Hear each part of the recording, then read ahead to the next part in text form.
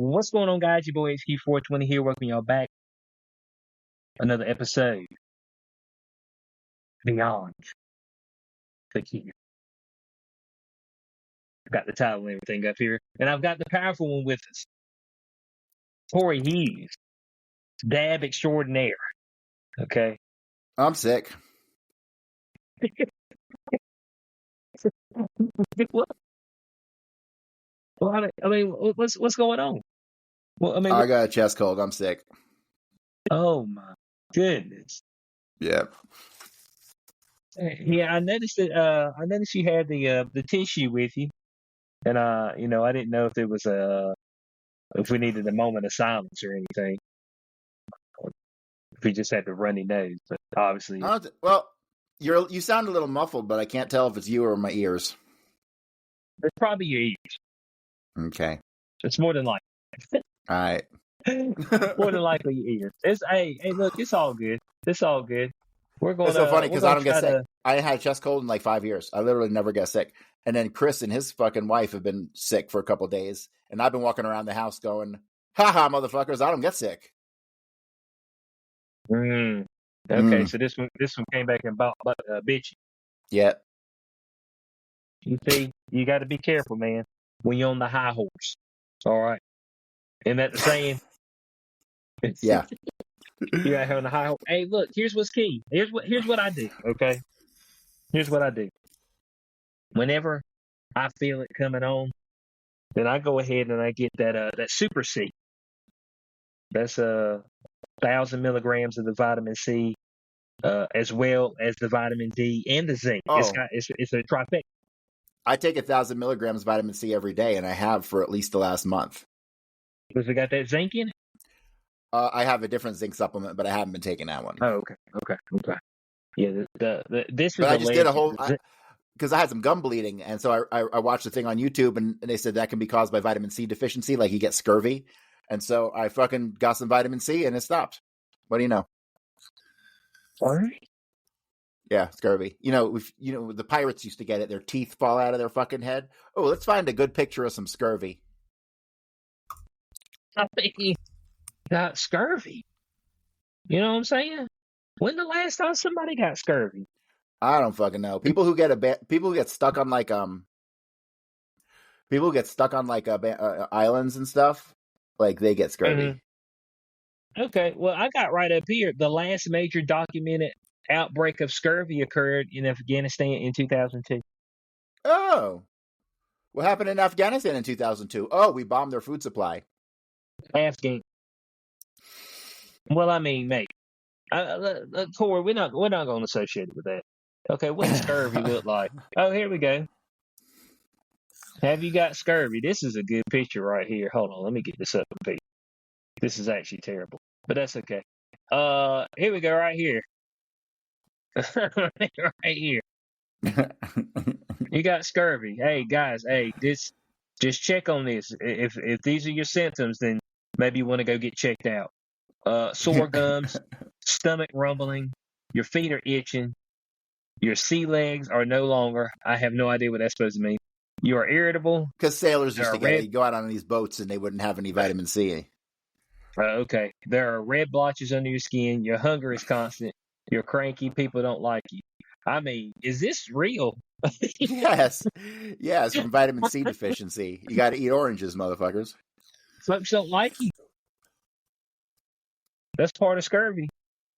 I guess so. I mean, you know what I'm saying? I guess you could apply that to like AIDS too, huh? Yeah, I guess so. Here we go. This is the red blotches. This is like more than a blotch. This is definitely an issue.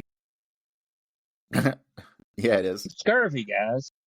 This is some crazy stuff. Look, I mean, folks don't get this really anymore. Okay. Is this natural legs of scurvy? Okay. This is what the legs look like of somebody who's scurvy ridden. Oh, what's that one on the left? That looks like Hannibal Lecter. Oh, it is. Hey, them gums are atrocious, though, bud. Yeah. You know what I'm saying? Oh, man. Guys, hey, if anybody knows anybody who's gotten scurvy, I mean, Leave it in the comment section. You know what I'm saying? Has anybody who's ever gotten scurvy before? That seems like some shit that shouldn't be around. They said there was some sporadic cases. I think it said what's it? Okay, yeah, for 2023, a case was reported in a young man in Australia. All right. So a man in Australia, 2023, got scurvy. Yeah, take your vitamin C, people. Don't be gross. Yeah, yeah. I mean, if you drink you some orange juice, hey, now I tell you, now look, it costs you, but when we go on vacation and I go to these breakfast spots, that's my favorite part of vacation is breakfast spots. I like to go to the elegant breakfasts, okay? And I go to the spots and like, would you like an orange juice? And I'm like, yeah. And I look over there, and they got the machine with the oranges in the top, and it cuts them open and squeezes the juice out. But ain't nothing better than some freshly squeezed. So orange juice, in particular, has always been expensive. Always. Even in Florida, you'd think in Florida that shit would come out of the water fountain. There's so much of it, right? But no. Even in Florida, there was a place right up the road from me called All Britain Orange Groves. And it was like hundreds of acres of orange groves. And they would sell the oranges and they would sell the juice. You could go there and like pick your own oranges and then like get it fresh squeezed and stuff. That was the fucking greatest goddamn orange juice of all time. And that shit way back in the day, like more than 10, 15 years ago, was like fucking $5 a half a gallon when orange juice was $2 a half a gallon, you know? And so well, you said half gallon. You said half gallon. But I'm trying, when I go and get the freshly squeezed in my 12-ounce glass, that shit like $7. Yes, that's ridiculous.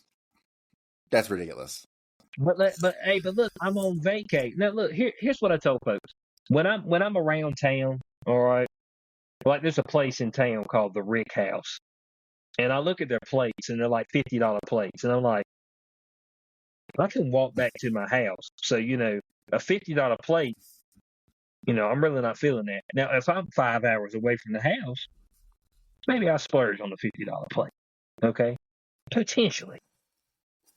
But when I'm within walking distance of my crib, like I'm in my town, I'm like I look around at the town, I'm like, there shouldn't be any place here that's got a $50 plate. You know what I'm saying? It's like if I'm in Vegas or if I'm in some big city, you happen to run across an establishment, maybe you want to do something a little bit more higher class, which I shouldn't because all I wear out is damn jogging pants.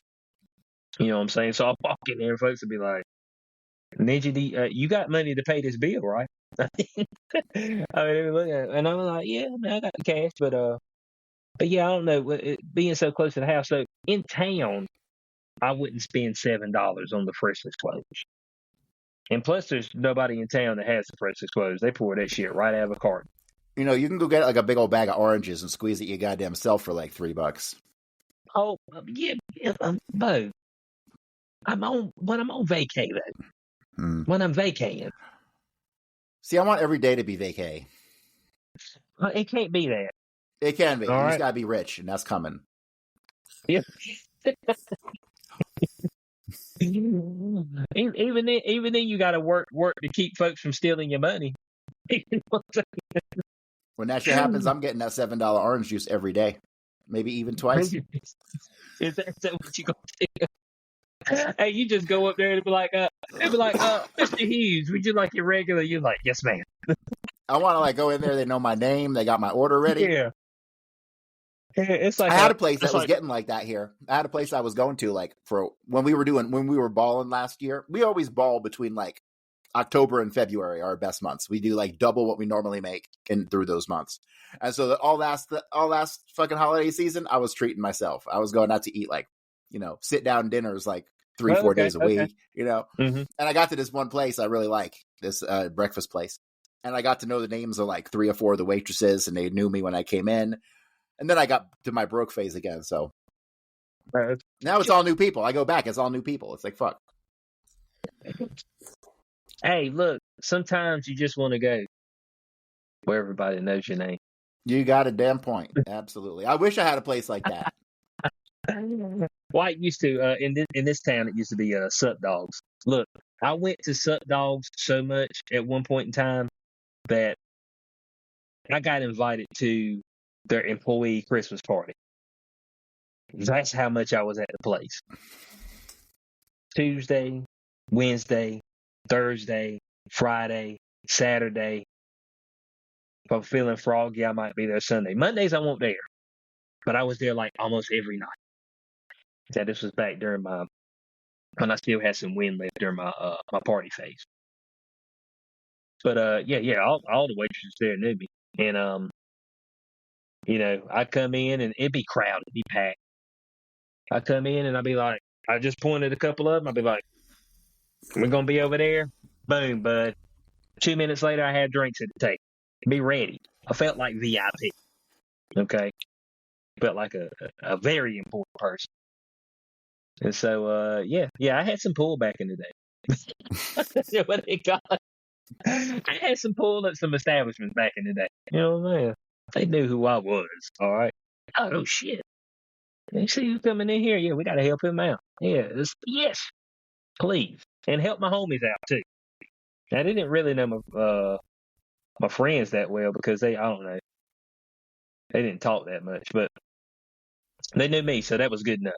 So, that's the way it is. So always, if you can build rapport with people at places, now, of course, you're in a college town, so I expect turnover, and that's what to be expected here. It was a good 4-year window, and then by that time, I started dating my girlfriend, and everybody else had gotten married and had kids, so the party phase was phasing out per se, and so it was all good. It was a good window. Had a good time. Nobody died. That's the main thing about your party phase.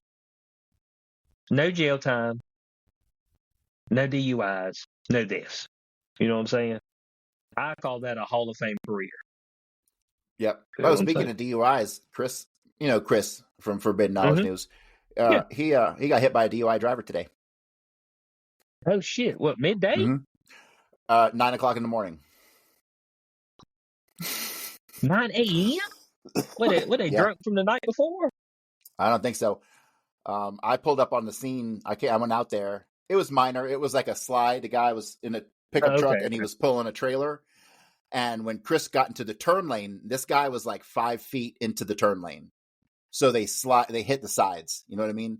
He gets in the turn lane and the car coming at him just destroyed his mirror and scraped the side of his truck. So, but he already got a lawyer and went to the emergency room and a whole 9 yards. So he's already plotting his. Man, the only thing that really happened was he got like some cuts on his face from the mirror broke. His his driver's side mirror broke into the car and shot all at his face. He's all cut up on his face, and he has some whiplash in his neck and his back hurts. But that's the typical stuff, But he called a lawyer from the goddamn waiting room at the ER, and he's got a lawyer working the case already. And the lawyer has a roadmap. The lawyer is like, okay, this is what we're going to do today. This is what we're going to do in 4 days. In 8 days, we're going to do this. I mean, the whole suing the insurance company to get some loot is like they got it prepackaged, ready to go. It's like a formula script. And so they're working it. I like a little prepackaged lawsuit now. I say, Chris, can I get a car out of this? Dang, man said I'm looking some action, okay? He said you got some action for me. Don't leave me out. Do not pass me by. Well, it's a good thing he's okay. But damn, I mean, that's diabolical work being drunk at 9 a.m. Yeah, and the guy didn't have a driver's license or none of that stuff. He had insurance, but it was in like his girlfriend's name, so they're still working through that stuff. Hell. Yeah, it's a mess. It's a mess. People who drink at 9 in the morning usually have a suspended license, and they usually are unable to stay within the confines of normal society. Yeah, that's a shame. About the only time that I did something like that is we went to Savannah, Georgia for St. Patty's week. But we won't drive. We walked everywhere. So we walked from our hotel, even though the hotel was like a half a mile technically from downtown. We walked that half a mile into downtown and then stay in downtown almost the entire day. If one of us got tired, we walked back to the hotel, and then we walked back out. So we were walking. Oh, you got the a entire conference time. coming your way. There's a conference coming to your town. The guys who got the fucking infrared under the pyramids are doing their big American presentation in your city. In Greenville? Yep. Greenville, North Carolina. Yeah. I I just saw it like a couple days ago. I don't know where they're doing it at, but I saw a little clip for it, and I was like, "Oh, no shit." So the infrared for these cylinders under the pyramid, is that right? Right. They got some new stuff. They got new they have new infrareds, which offers like more information. I guess what they showed is only the tip of the iceberg of what they got. Okay. So, is this going to show us something like where we can go into like a different dimension? Like maybe I could go back to the dimension where we were pre March of 2020. Back when life made sense. What I wouldn't fucking do. The last years shouldn't have happened. They never should have happened. I got hit by COVID and feel like I almost died from it. A lot of people got fucked up from it. Then they did the swapperoo with the flu. It was a whole fucking mind control operation from the jump. Mm-hmm. Right. But would we be where we are today if that didn't happen? Or would we just be in the same status quo establishment who's sending money for fucking condoms in goddamn Iceland? You know what I mean? Like it sounds like the condoms are going to keep going. They haven't. The House and the Senate won't vote on those Doge cuts. Are you serious? They have to vote on them. Like the whole okay, so everybody hated Elon Musk. Elon Musk never had any power to do anything. He went in there and him and his team were there to look at the shit and see where there was fraud and let folks know, hey, here's what a fraud, here's what you should probably cut. And then, but they had to vote on it. They never have. I'm just glad I don't pay taxes. Like I'm never going to pay them. They can suck my dick. I mean, I watched a video from this fucking constitutional tax guy like a couple weeks ago, and he's like, I haven't even filed a tax return in 32 years, and I'm going to show you why. And then he went on his half-hour spiel about there's nothing they can do about it. Not filing, there's nothing they can do to you, is what he was saying. Because taxation is voluntary. And the laws are about taxing people outside of our country and foreign entities within the country, not American citizenry, to be taxed directly, never voted on and approved by Congress in the proper manner. So this guy's like, fuck these people. I'm like, fuck these people because I'm poor and no jury going to convict me. So that's why I don't worry about it. Yeah, well, the tax bracket. So the tax bracket makes a difference on whether somebody will come looking for you or not, per se. So that's why I believe that, you always see these actors and stuff are the ones that get caught with tax evasion because, their finances are right out there in the open. So, they look over there and they be like, okay, Tom Cruise done been in, or let's say Wesley Snipes because he got caught for tax evasion. Wesley Snipes, we seen you did Blade 1, Blade 2, and Blade 3. We ain't seen not near a tax return, and we know you got paid for that. I think it's when you lie is when you get in trouble. I think that's it. I think if you lie, you get in trouble. That's evasion. If you just go in there and say, suck my dick, I don't think there's much they can do to you. Okay. Maybe. Oh, but look, you can always test the waters. I got about 25 years left on this earth. In 24, I'll give you a report. Man said I made it. But at this point in time, I got 1 year left and I made it. Okay. I made it all this time. I ain't paid shit. I told them to kiss my ass in the damn process. Kiss my ass inside. If you are forced to pay taxes or you go to prison, we're not a free country. You're an indentured servitude. You're an indentured servitude, period. And I don't want to fucking hear nothing else about it. Yeah, slave. We're always man. We a slave to something. Slave to our desires. Slave to lust. Slave to the body. But those are fun. Yeah, they're fun till they're not fun. You know what I'm saying? There's one thing that I always hear people talk about, and it's like, you gotta fight lust. I said, lust is what keeps the damn human species going. Because I can't just depend on you just going out here and just making this thing happen. We need this chemical stuff that be happening in your brain that make your thing hard and make her put Yep. anywhere. Make y'all Yep. want to fornicate with no rubber. It's like, well, it feel better without a rubber. It's like, yeah, well, yeah, it's supposed to. Because, I I think mean, getting pregnant's a myth. it ain't no myth. Okay, you got to watch out for Corey, man. He be mything everything. STDs, pregnancy, you know what I'm saying? I mean, what's the other thing? Space. Space a myth. There is no space.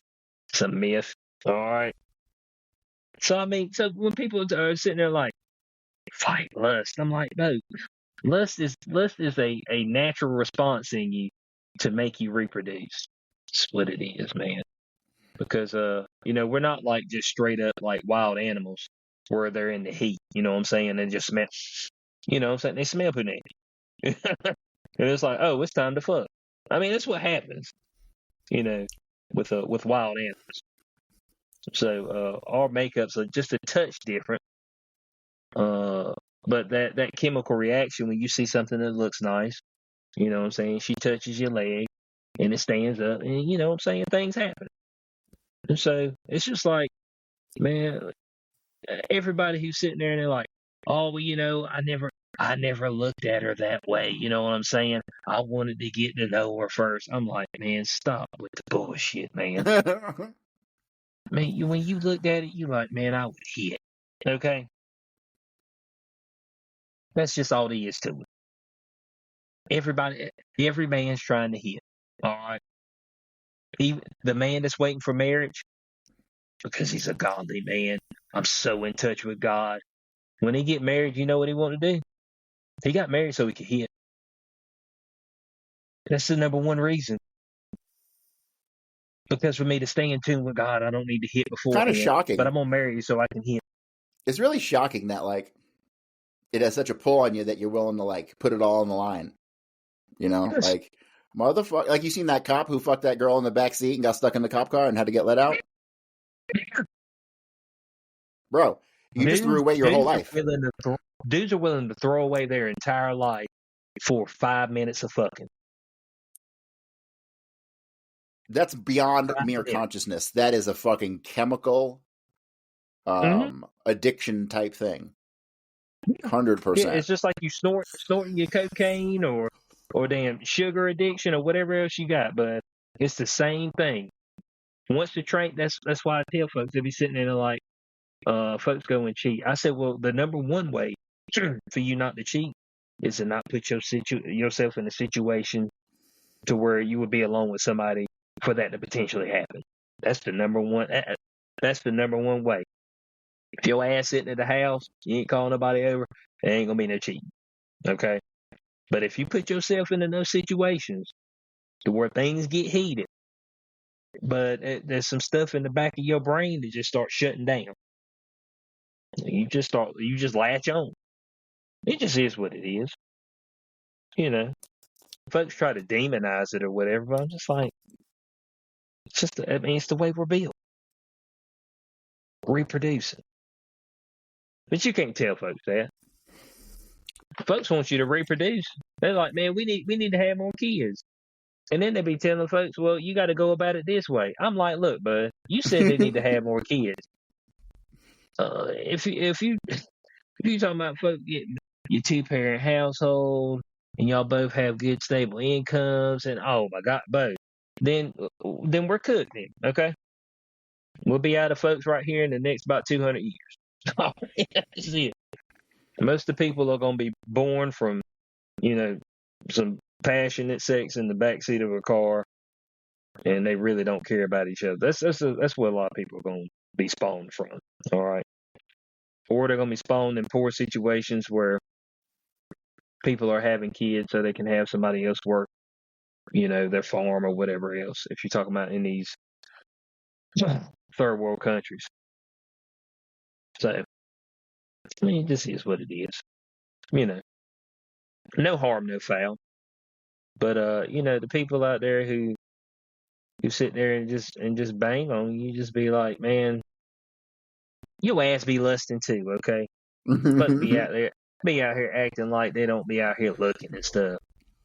It's like the one chick that was like, oh, if your man looks at another woman, then he's cheating on you. You should get rid of him because he's not the man of your dreams. I'm like, looking? If he don't look, he's probably a faggot. Yeah, he's a closet faggot, man. Damn. I ain't gay. That's the thing, bud. And I didn't go run her down and tackle her like like the cheetah out here in the wild. The cheetah, when it run up behind him, it usually grab him right by the buttocks. You know what I'm saying? Before it gets to the neck. I didn't go do all that. Well, I'm telling you with 100% certainty, I don't even have a doubt in my mind. Absolutely 100% of us in our lineage, sometime in the past however many 100,000 years, has some rape in there. 100% of there us. ain't no doubt about that. 100% of us are products of rape at some point in our history. End of story. So, like I said before, nature ain't gonna trust reproduction to something as fucking fickle as goddamn mutual consent. It's just, I'm sorry, it just doesn't. The universe doesn't ask permission. Sorry. I can't leave it up to that. You know what I'm saying? It's like they get consent. It's like they got enough consent. You know what I'm saying? It's enough consent. I talked about that at work the other day. What was it? I was like, was it sexual assault, sexual harassment? I was like, look, here's what the deal is. There's a certain age where you're actually walking around probably committing, sexual assault, sexual harassment right steadily. And that's both men and women. I say anywhere, but starting probably about 6th grade when you start getting interested, moving into 7th grade, you go up to the girls, you might grab a booty, grab a boob. And they're like, oh, stop. And then they grab you. You know what I'm saying? You just grabbing. You don't even know what you're really doing. You experimenting. That's technically SA. But I mean, nobody went and told a teacher or nothing about it. It's just something that happened. So the consensual essay is what I call it. I said we both consented to this essay. So I mean, we understood what each other was doing. It was no harm, no foul. Nobody got tackled and taken in the back and taken advantage of. But yeah, ain't nobody get that. It wasn't nothing like that. But everybody was just kind of interested in what was going on. You know what I'm saying? So that was your entry level. At least when I was younger. That may be different nowadays. They might be a little bit more keen on topics like this, But ain't nobody talked to you about that back in the day. SA? No. Ain't nobody talked to you about it. No, I learned all about that from 80s horror movies.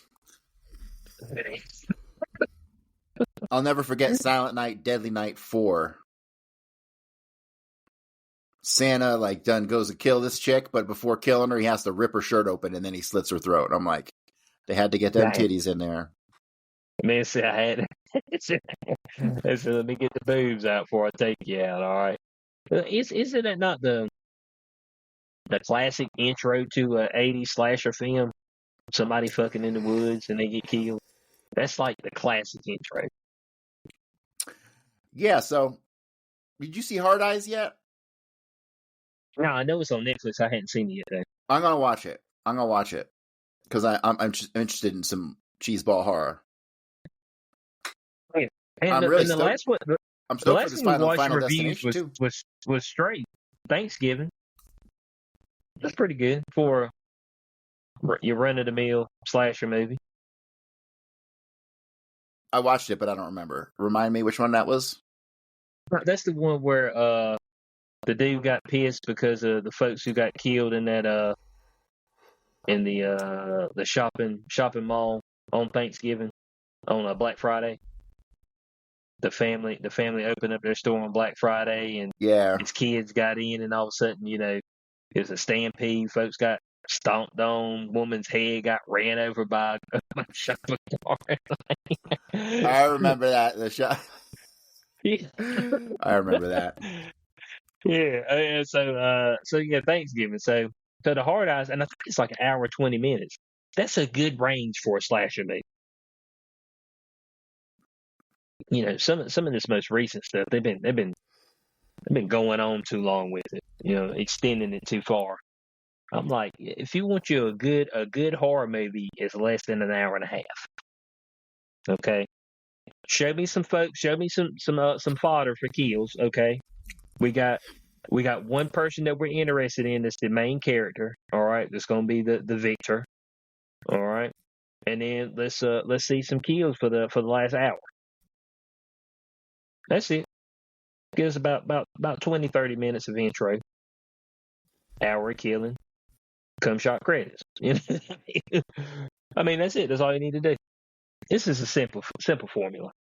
Simple formula. But I don't know. Some people have steered away from it.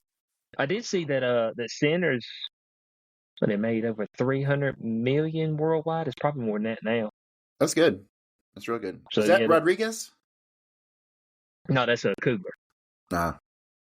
Yeah, Cougar. Did the Black Panther stuff for Yeah. Marvel. Yeah, yeah. So yeah, that's actually really good for anything horror related, because usually horror is something that's very niche. They rarely do big numbers in theaters. Rarely. Yeah, but they plan for that in advance. They got to, but most of the time their budgets aren't crazy either. You know, they don't throw the kitchen sink at the budget. So I think it kind of evens out for them, and I think they get more out of it with after the theater, with it being like a cult classic and following from there. You know, because they have these horror conventions and stuff like that. So I don't know. I think they get a lot of traction from that, as far as that goes. But like was it 28 years later is coming up. You know what I'm saying? With theatrical release, what's it gonna make? 150 million. I don't even think that much. Yeah, so I mean, it's like you're talking about what was the last one that people thought was good was Megan. So what was Megan's box office? Yeah, Megan. Now this was the last one that folks were interested in. Megan with the dog. Right. It made 180 million worldwide. I'm not too big on the doll movies. Yeah, but you know what his budget was? This is crazy. The budget was 12 million. See, that's a winning formula. I forget where I fucking heard this or read this, but years ago, I read that there was like a formula for Netflix. Like if you wanted to make a low budget film and get it on Netflix and you spent under $2 million, you were like guaranteed to make money. There was some formula this guy was talking about, and so he was spitting out all these cheesy horror movies. But yeah, all this stuff is formula. You could put 10 million in, get 10 times your money out. That's a good deal, you know? Oh yeah, man, that's a great deal. And it became really popular with her dance and everything. It was so popular that they're making a Megan 2.0. Right. Yeah, so they're like, it's like, okay, sure, we can make 10 times our budget on this movie. Sure, hell, why not make another one?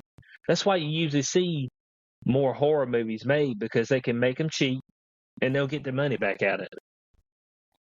I mean, you talking about, was it a Paranormal Activity? Wasn't that the one? Yeah. I mean, they made. I think that first one was made for like $1 million. Oh, I think it was less than that. How much did Paranormal Activity make? Here we go. Yeah, Paranormal Activity made $194.2 million worldwide. The budget was $15,000. No, 15,000. The budget was $15,000. That's excluding marketing. But That's like buying your equipment. That's like you bought a camera and an editor and a monitor. That's what I'm saying. Bo, you want to talk about, man, you hit the big time on that. 15K? And it made 194 million? It's like, yeah, let's make 20 of these things. You know what I'm saying? And they did. What are they on, like number Yeah. 6 or something?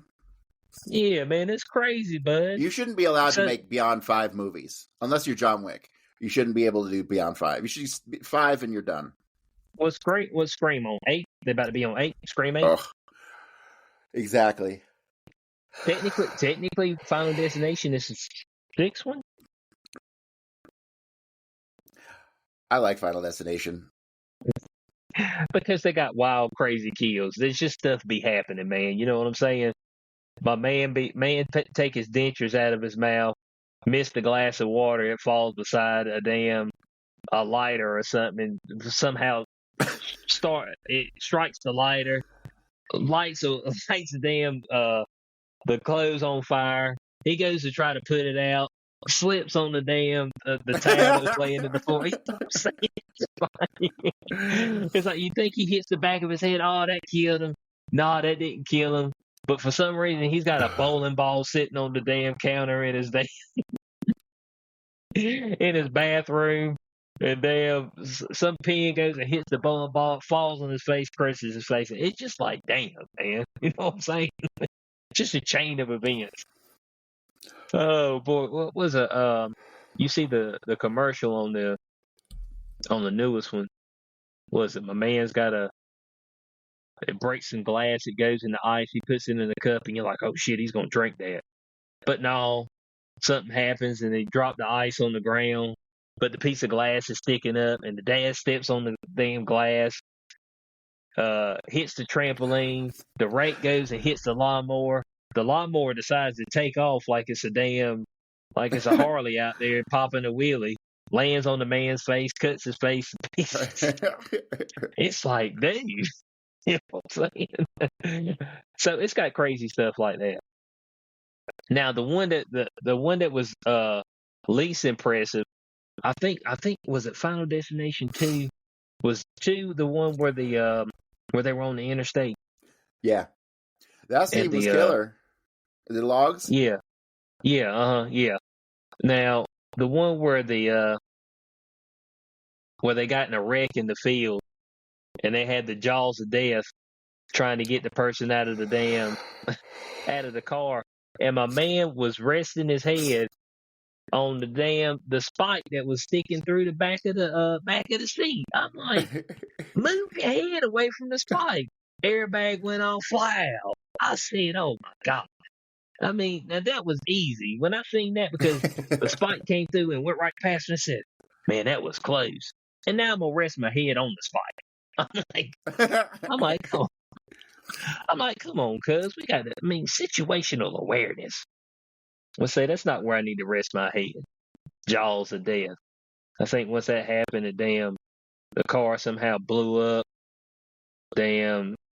Sent some shit over there, knocked the post out, and the barbed wire fence went and cut a man in 3 pieces. I'm like, and you see, that's some shit right there that you can't avoid. That's death. Death coming for you and yours, because you're not supposed to be alive. That's what Bloodlines is about. The premise of Bloodlines is that death has been going through and trying to kill off all these people who weren't supposed to be born. Interesting, because they should have died earlier? Because the parents should have died or something? Yeah, like their great grandparents should have died. And so it's just going through the family tree, killing people. And when you have a premonition, the premonition is for you to get out, not for you to get everybody else out. Huh. That's the premise of the premonition. So the people who get them, they're supposed to be the only ones alive. That's why they get them. Death has chosen them to stay alive. But if they get other folks out, then Death's like, okay, well, fuck you too. I gave you a shot. That's cool. So now I got to bust your ass. so that's the premise of it. That's what they figure out. And I seen that just from I cobbled that together from the clips they were showing, and what some people were talking about on TikTok.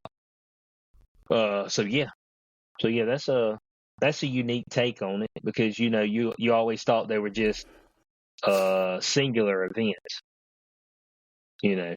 but it's actually tied to an overarching theme of where some people were supposed to die and they didn't. So Dev's like, oh shit, I got to clip y'all. So yeah, so horror movies, guys, that's where you make your money at. I mean, look, man, they're making stuff like damn Winnie the Pooh, Blood and Honey. You know what I'm saying? So I mean, it's obvious. It's obvious that's where you what's it Death of a Unicorn, where you got the killer unicorns. Yes, I saw the trailer for that. We got to play that. Man, Bring that up. That shit looks wild as hell. Here we go. Death of a Unicorn. Got Paul Rudd in it. So it's gonna be spoof. It's a spoof ass movie, bro. I'm just letting you know. Here we go. Shit gonna be spoof as hell, but that's okay. A good spoof movie, a waste of afternoon for you, or at least an hour and some change. Here we go. This entire nature preserve was donated by Italy Post. It's truly untouched by She is man. so hot. I would so fucking do her dirty. Spotted a big game on the way in. The fuck was that? Must be moose mating season or something.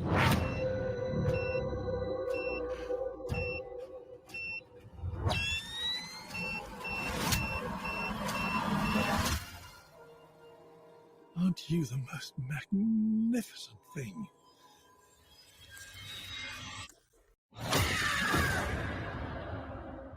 Unicorns used to be seen like these divine monsters because people fully believed that they could heal literally anything. It's an opportunity for immortality. We have a moral imperative to harvest every last one.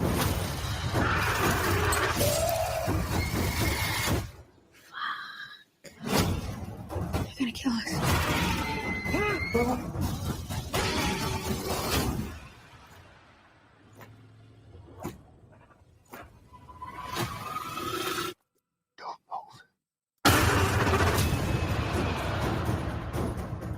Called it. There's no negotiating with monsters. That's out already? Mm-hmm. Yeah. Is it in the theaters? Yeah, it's up. No, I think it's been out for a while. What is this? Hold a second. Unicorn. Yeah, it's horror comedy, so it's a spoof ass movie. It looks cool. It looks fun.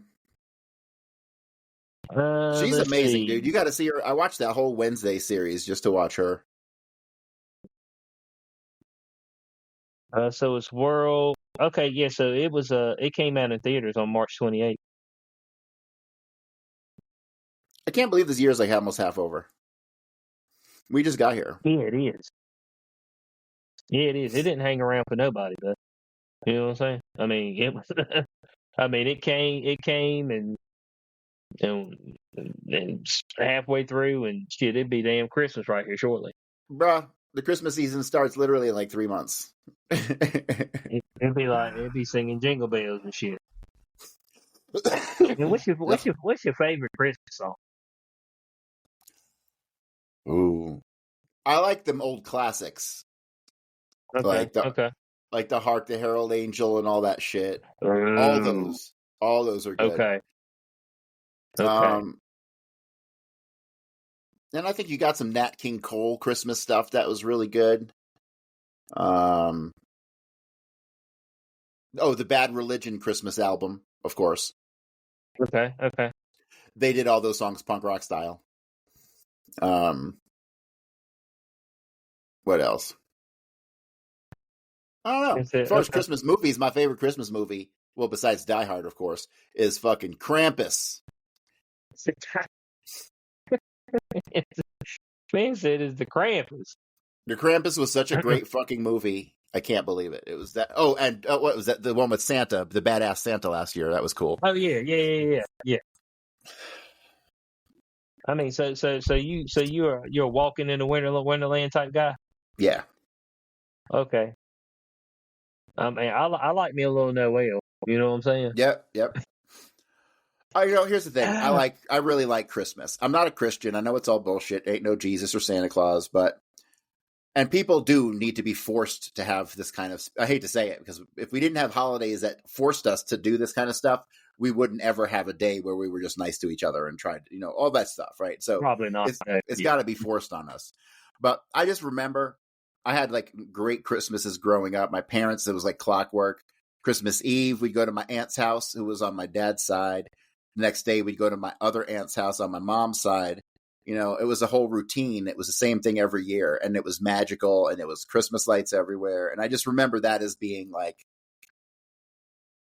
I still feel the way about Christmas that kids feel about Christmas. That doesn't get great. And that's not even about the gifts, because I don't get shit anymore.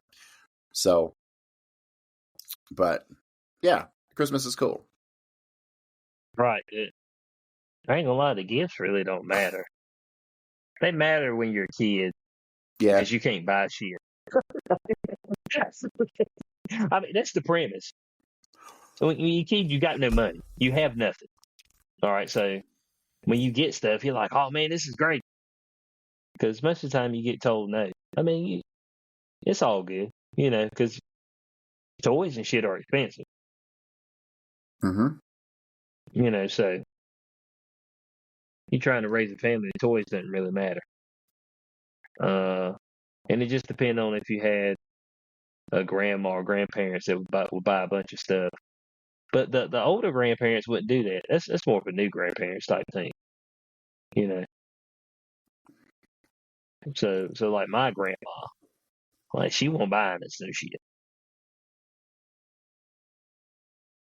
Grandmas in the area at that time, they won't buy their grandbabies no shit because they have like 20 grandbabies. So I was like, grandma was broke. Most of the time, her husband was probably dead. She was living off of what little bit of pension he had, and some Social Security, and she probably could barely read and ain't never really held a job besides doing some stuff around the neighborhood, the community. So, but it was fine. Everybody loved grandma. Just like this grandma. Everybody loved grandma. They didn't love her because of what she gave. You know what I'm saying? You just always knew grandma be there to get you. She'd be there to pick you up. So, that was okay. But yeah, the Christmas season will be upon us before you know it. So we'll have to go through that once again. That's usually when I start to do my travel thing, Thanksgiving, Christmas, where I go back home. So I kind of got back-to-back moments where I'm on the road. Actually, because my girlfriend's birthday is right before Thanksgiving, so we usually do something there. So yeah, I'm on the road a lot. Right there at the end of the year. Well, but let me make this really clear. At some point in time, in the future, you're going to get on a motherfucking airplane, and you're going to come meet us in person. Probably here in Colorado. That's going to happen. I don't give a fuck if you're afraid of airplanes or whatever. Yep, it's happening. At some point. You should probably come in July. I'll be down at the Blowback Gallery, July 4th. The Blowback. Man, what's the Blowback Gallery? Oh, they're doing the fucking AM Wake Up meetup every year down in Pueblo. Oh, okay. Yeah, I know that it's gonna have to happen. I'm calculating how I do this. It's got to be a calculation, okay? It's not something that you can just rush into all willy nilly. All right, I like to have a plan of action. Okay, so and it requires that damn airplane. That means I'm about to get a damn real ID. I ain't got a real ID. They had real ID 10 years ago here in Colorado. Like if you got a license in the last 10 years in Colorado, it's real ID. I didn't have a choice. Not only that, I can get it on my fucking phone, which I refuse to do. Yeah, North Carolina never switched that. They didn't. Like you could get it, but you didn't have to get it. So all I it think is our really just license- putting everybody in a federal database. It's putting state information in a federal database. That's what the whole point is. It's bullshit. And they already got my database. You gave me my social security number, dog. Yeah, but these idiots have that on a computer that was built in 1957. Your tax returns were done on a computer built in 1962. These don't talk to each other. So to make it easy for them, they want it all together in the same system. Okay. I was wondering that the whole time. I'm like, yo, you need a real ID. I'm like, you gave me my damn social security number. I didn't give me my social security number. When I came out the womb, it's like, what would you like your number to be? So, I mean, it's like, you already know who I am. It's like, shit, man. And I don't understand how the social security number became the number. It's supposed to be for your social security withholdings in your paychecks, but it's used for everything. Yeah, How did it become the backbone of everything? Because it's the only tracking system they got. That's why they're doing all this real ID shit, because they're tired of just tracking by social. They want full on database of everybody. That's a great question. That's a great question. Huh. So what's the topic of the day today?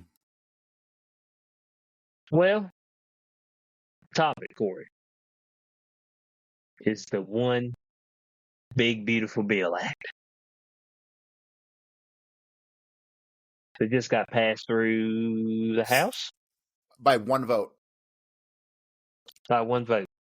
So- I've got a couple clips up here. Go ahead and say your piece on this particular bill.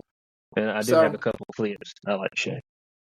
I'm just glad that I don't vote, and I'm glad I don't pay taxes, because I have zero responsibility for anything that's going on with all this shit.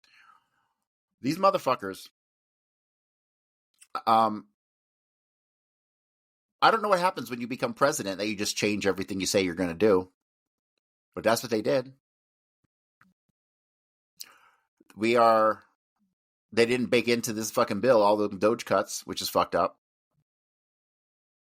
That's the most fucked up thing. And they're going to end up reallocating all that money just back to other things, which is fucking nonsense, which makes me, again, reiterate why I don't pay taxes. Okay. Well, there we go. Well, we're gonna. I got Mr. Massey up here first. So I like Thomas Massey. The fact that Trump is picking on him is bullshit.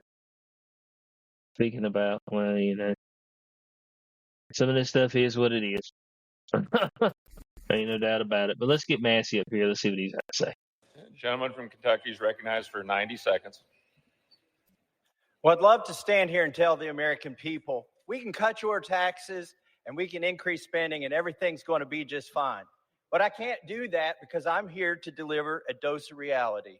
This bill dramatically increases deficits in the near term, but promises our government will be fiscally responsible 5 years from now. Where have we heard that before? How do you bind a future Congress to these promises? This bill is a debt bomb ticking. Congress can do funny math, fantasy math, if it wants, but bond investors don't. And this week, they sent us a message. Moody's downgraded our credit rating, and the bond investors who buy our debt, finance our debt, demand higher the 10-year note, 20-year note, and the 30-year note. What does this mean?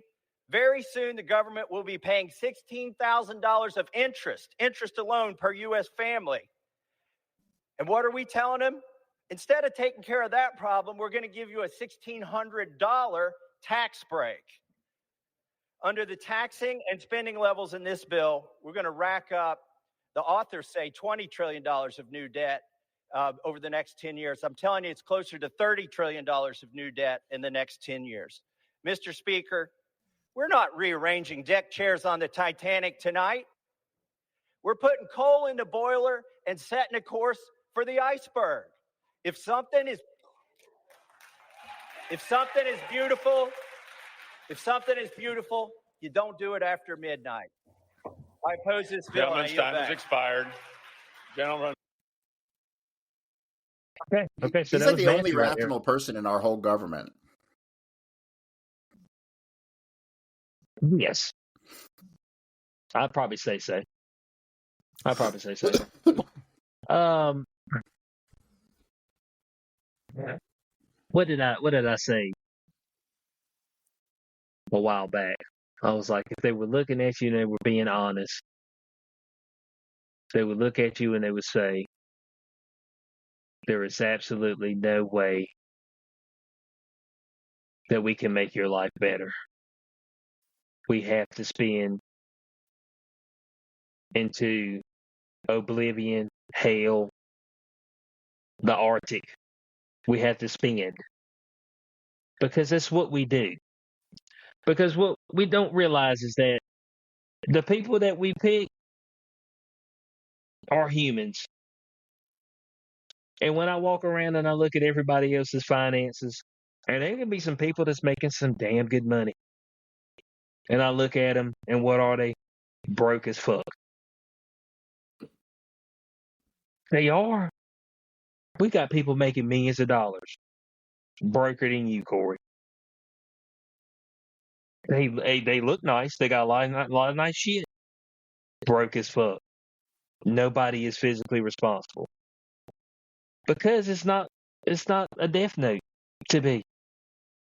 You don't die if you if you renege on all your bills. Now you might die if you renege on your bill against like folks in the mob or some gang. They usually are not as forgiving with not paying up. But as long as we're going to spend money on defense, you can. But the deficit will always go up. It has no other choice but to. Because of all the black ops shit. That's it. Because what do we hear every year, Corey? Man, Pentagon lost $800 billion this year. Oh, they lost it? $800 billion. Just poof. That's a big number to poof. You know what I'm saying? Well, If so you lost back in, $1,000. remember the day before 9/11, Rumsfeld announced $2.3 trillion that they couldn't account for. I watched shortly, I mean, it was way after that, but it was a retrospective on that, an analysis of what was going on in the Pentagon over the past couple years prior to that. And the video I saw came to a tally of $21 trillion that were unaccounted for. $21 trillion. Trillion. And you want us to keep paying you. Like, fuck you. Yeah, so it's like the money's always going to get spent and it's always going to be a deficit. And at this point in time, I'm just wondering if any of it even matters.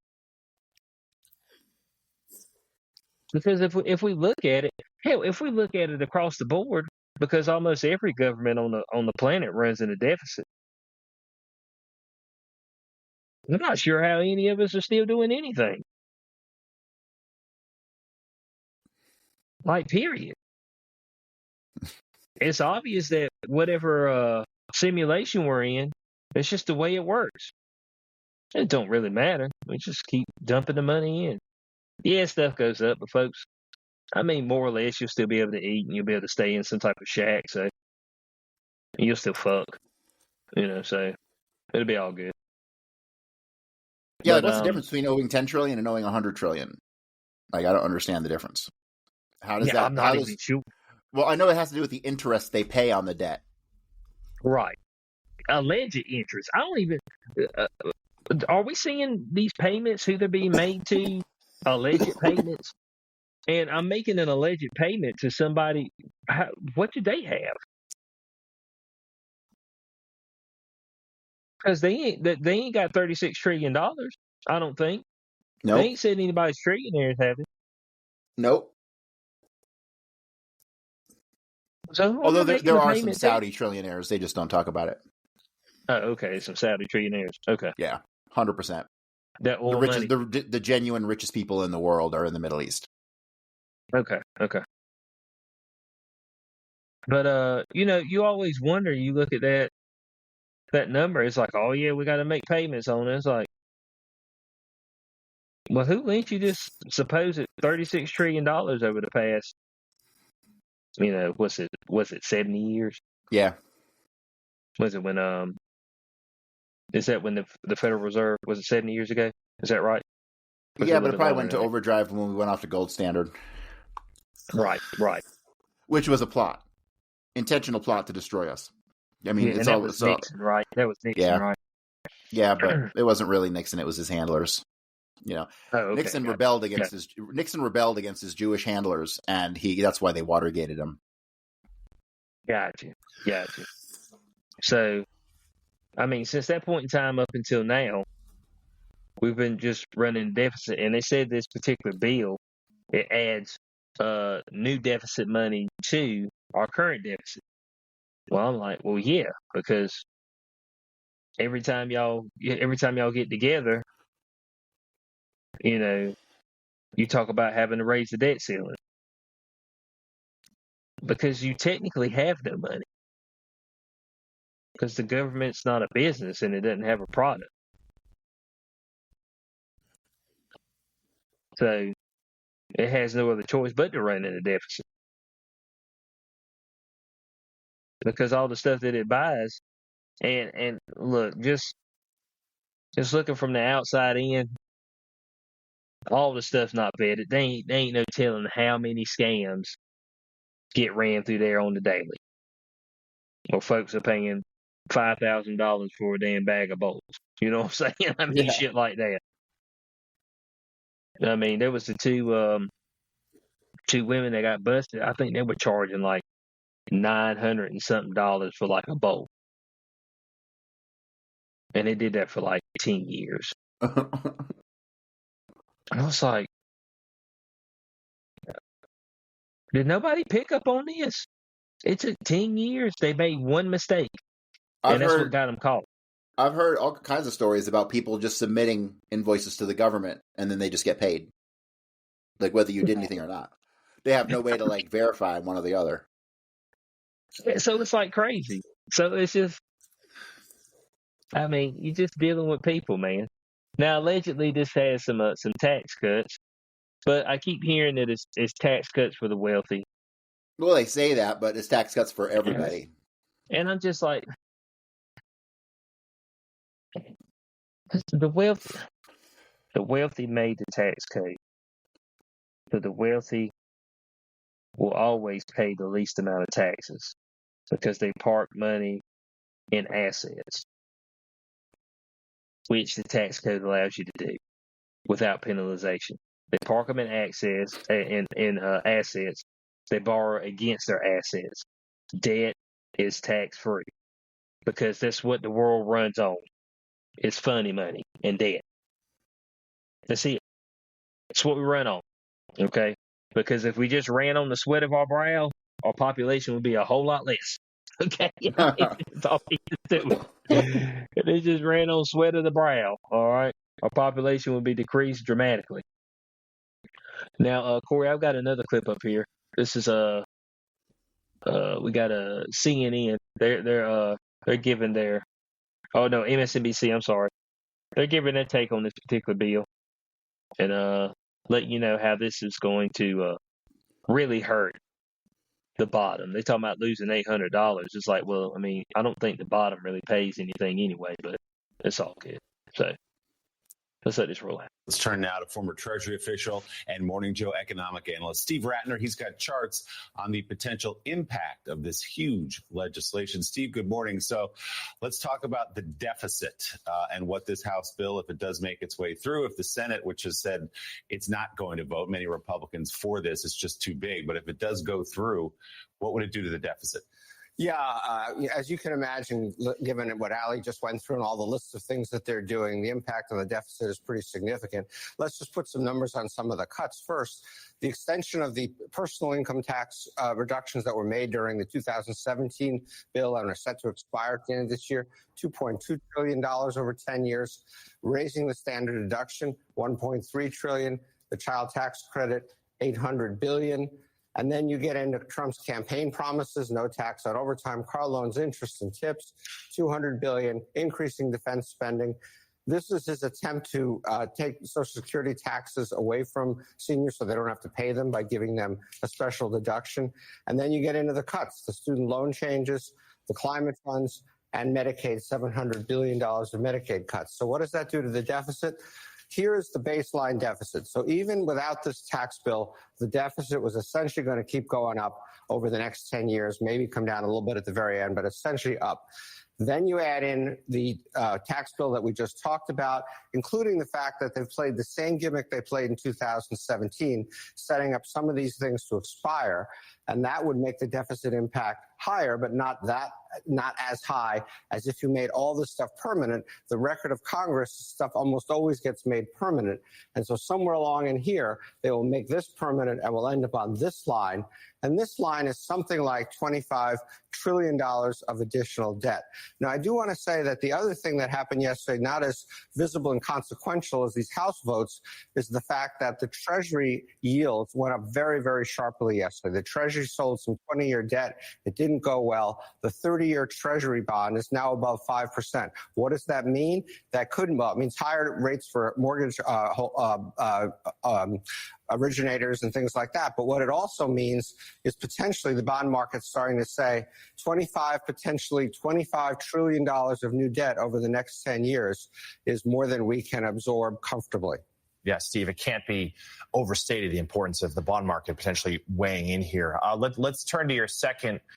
Corey, how privy are you to the bond market? Not very. Okay, I didn't know if you had any insights on that. I hear a whole lot of people talking about the bond market. If I'm correct, that's when people buy the government's debt, correct? Yes. Okay. Yes. So technically you can buy treasury bills and things like that. So technically you're giving the government a loan. Right. And you get a certain amount of interest back on this loan that you have given the government. You see, I think part of the thing that's salvageable about all this situation is that nobody's cashing out all the debt at once. So you never are impacted by, like, no one's ever like, give me 30 trillion, right?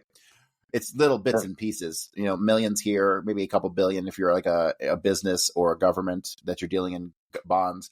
But the bonds that they have to pay back and pay the interest on, the interest is the real killer. The paying the stuff out in the short term is not really a problem, but the long-term interest that builds up, because what happens when they start paying more than $1 trillion a year for interest?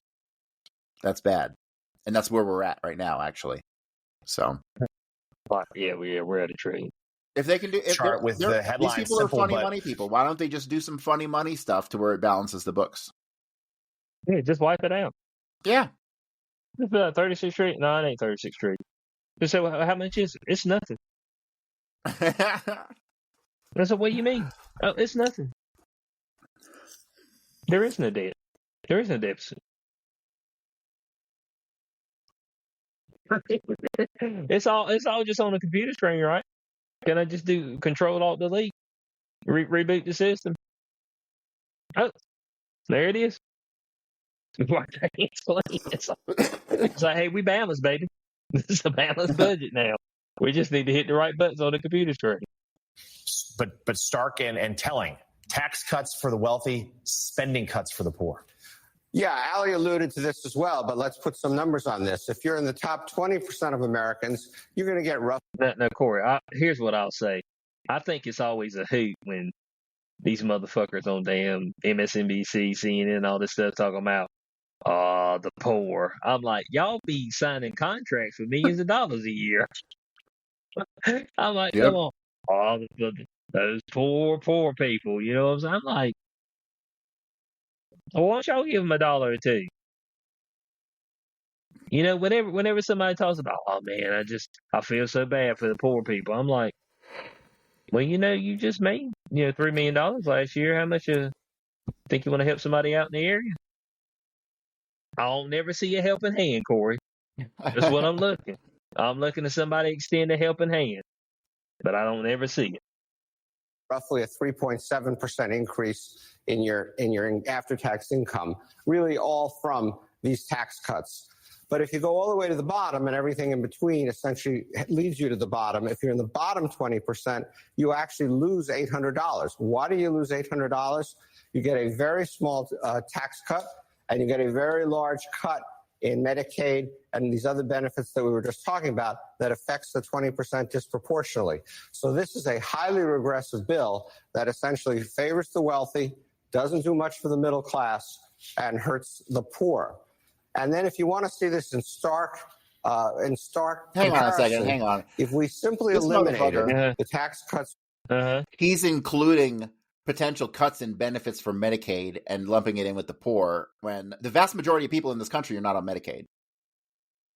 Right. And on top of that, false... the illegals were getting Medicaid, Medicare. Right. So that's and old people and poor people get it. I don't even qualify, and I'm broke as a joke. So right.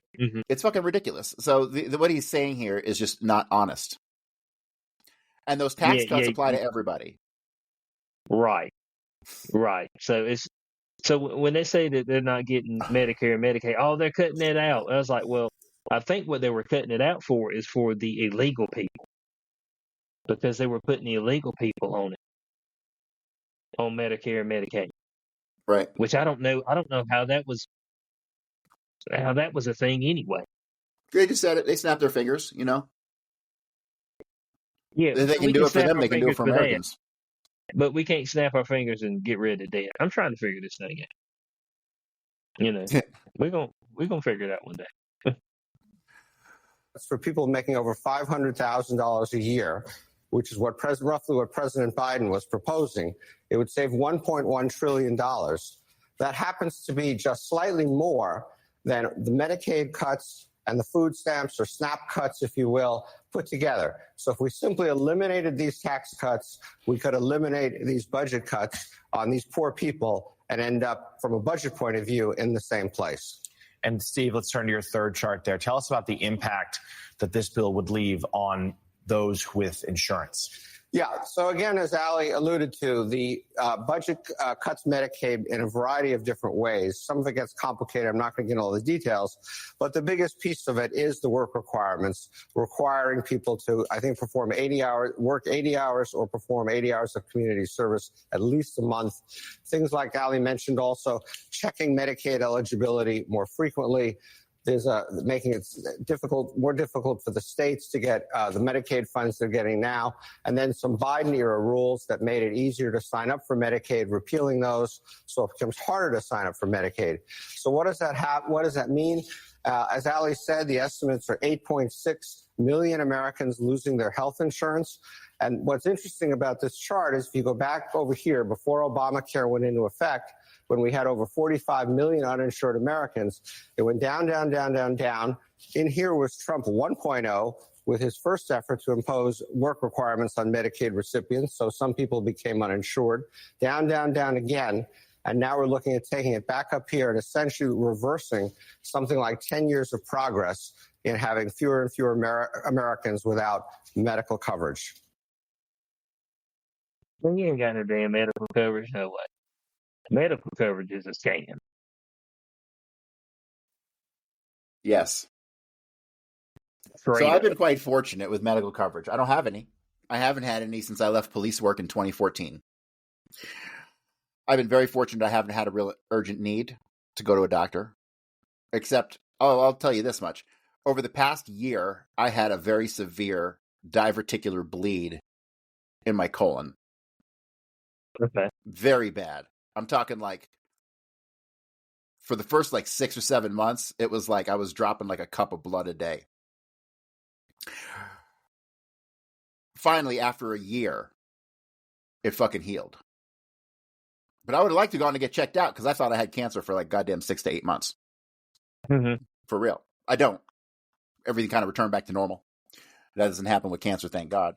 But It would be very nice for me to be able to get checked out, and for me to go and get a colonoscopy would have cost me somewhere in the neighborhood out of pocket right off the bat $3,000 to $4,000. Total bullshit. Total bullshit. So I don't even give a fuck. There are these people out there who believe that if you just tell yourself you're okay, and your body will follow. So that's what I do. I'm fine. Yeah, there you go. Makes sense to me. It's like, you good, right? It's like, yeah, I'm good. Okay, well, good enough. I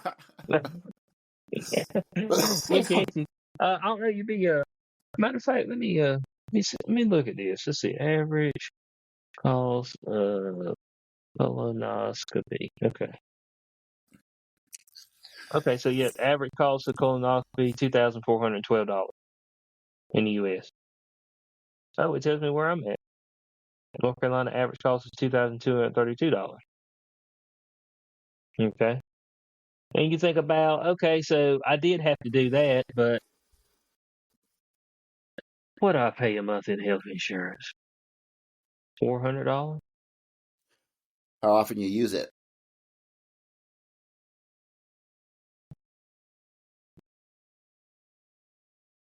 That often, huh? Yeah. I've used it a few times. I got an MRI, which is urgent care. I don't know. I mean, I got a few drugs, not a whole lot, to be honest. So insurance works by you pay a bunch of money and then you don't use it and somebody else does. Yes. Yeah. So you got that, or you got the other option. Man, if I'd have known this earlier, I probably would have did this, but started like they got the HSA. The health savings account? That sounds like the biggest scam ever. Well, okay, so it doesn't matter for you because you don't pay taxes anyway. But technically, it's got triple tax advantage. So you got a tax advantage now. They say triple tax. I'm trying to think about how it works. Anyway, you can take it off your income now. So I think you can put like $4,200 in it a year. So that $4,200 is non-taxable. Is taken off of the amount that you made that year. Okay, and then you can actually take that money and put it into stocks or bonds and have it grow tax-free. And then you pull from it tax-free. That's triple tax advantage, yes. So, yeah, triple tax advantage. Now, it's supposed to be for healthcare needs. So what people do is that they put the money in there. Anytime they have some type of healthcare need, they just pay for it out of pocket. Now, this is somebody who's doing okay, but they pay for it out of pocket. And then once they keep all the receipts, and then once they get older and they're able to actually tap into the account, they just show the receipts and say, hey, I did this, I did that, and then they can pull the money out tax-free. That's a bunch of bullshit, and I'll tell you why. You're just taking your money out of your paycheck, giving it to somebody, and then getting permission to use it later on. Go fuck yourself. I'm sorry. I'm not down with 401ks or none of this shit where they take my money, they make money off my money while they're holding it, and then they give it back to me with like a fraction of a percent of interest 20 years from now. That's what I gotta say about all that. It's a total fucking scam. If you got a 401k, get the fuck out of that shit and go buy some goddamn Bitcoin.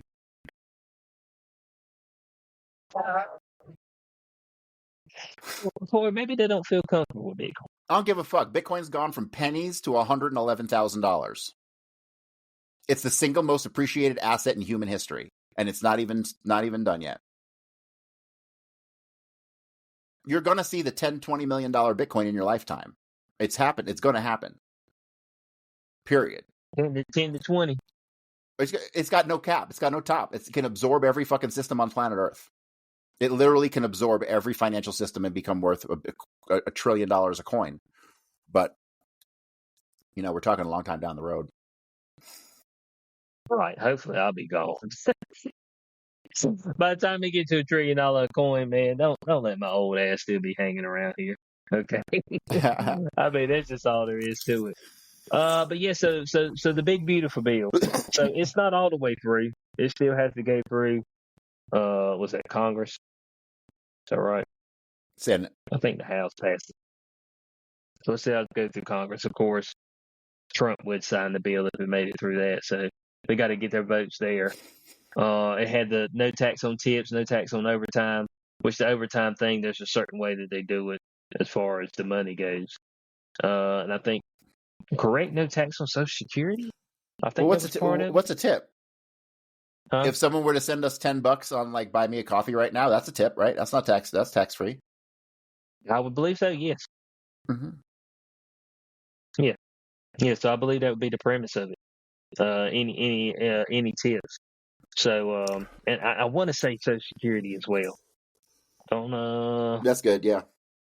Yeah. So which it didn't never make any sense to me how you were giving somebody Social Security and taking taxes out of it. I was like, I said, hold on a second now. That's fine.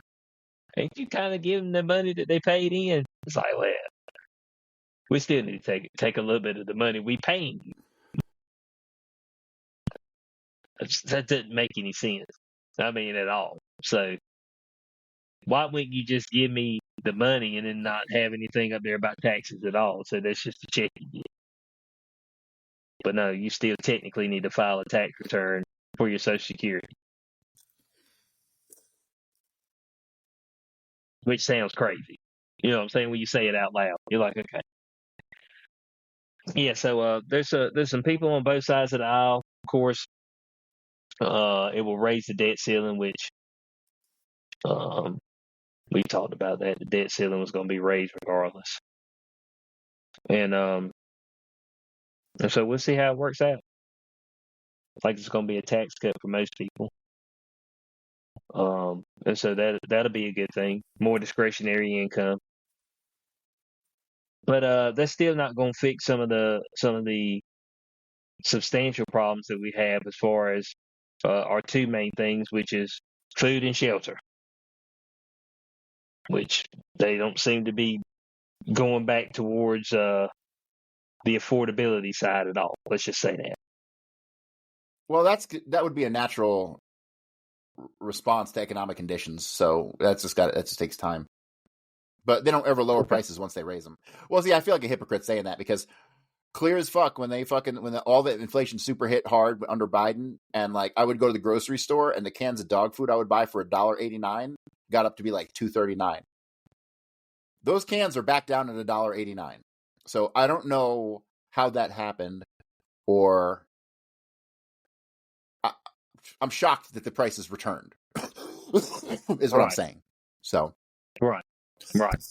Yeah, the only thing that I've seen come down in price is TVs. They about give you a TV now. You really, I kind of want a new TV. They about put it in your butt. They're like, man, take this home, man. TV, man. TV's a bud. I mean, they about like buying rolls of toilet paper now. It's just like, what you do this weekend? I went and bought a TV. Oh, what you get? Oh, I got a 65-inch. Man, that must have been really expensive. It's $250. I think it's just like that. I mean, 65-inch, 4K, got the apps right on it. I mean, $250 now. So. Some bitches were like $1,500 not that long ago. Yeah. Like, it's insane. And I'm like, okay, so y'all managed to get TV prices down. I mean, y'all can't get none of this other shit down. It's like, nah, we don't know how to do that. I'm like, okay, I got you. I see the game you're playing. But yeah, we'll see how this big beautiful bill works out. For people out there who are in the system as far as paying taxes, you should this go around see that number come down. So that's always a welcome sight. And for the people who don't pay, then your number will stay the same. Okay. So unfortunately, you don't get to reap the benefits of this big beautiful bill. All right. But that's all good. It's all good. So we appreciate it. We're gonna let Corey get him some rest. You know, try to get well for day 0 on Sunday. Make sure y'all go to his site, CoreyHughes.org. bloodyhistory.substack, best historian on the internet. What day is A it? warning from history. Is it the 25th? Oh shit! What's Okay, all right. Yeah, so day 0 because I got to do I was trying to figure my dates because I got booked to talk at the JFK birthday conference on Monday, so that should be cool. That was on Monday. Okay, yeah, on Memorial Day. Okay. Is that going to be live streamed or anything? Yeah, you got to buy tickets and stuff. I don't have any control over any of that shit. Oh, okay. I didn't know if they were live streaming it like the YouTube or yeah, Rumble or anything like that. They're doing it I think through their website, and it's like $11 a ticket or something like that. Oh, okay. So you have to buy a ticket on the website. Right. Got you to watch. Okay. So, I understand. It'll have like 50 to 100 people, which is fine. I don't give a fuck.